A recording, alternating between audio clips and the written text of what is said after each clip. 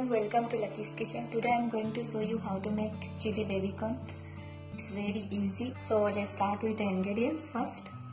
250 gram baby corn, 2 large onion chopped, 2 capsicum chopped, 1 teaspoon ginger sliced, 1 teaspoon chopped garlic, 2 teaspoon maida, 1 teaspoon corn flour, Szechuan sauce 1 teaspoon, soya sauce 1 teaspoon, tomato chili sauce 2 teaspoon, chicken masala 1 teaspoon, salt according to your taste, China salt 1 pinch, it's optional, 3 to 4 green chilies, oil and some water.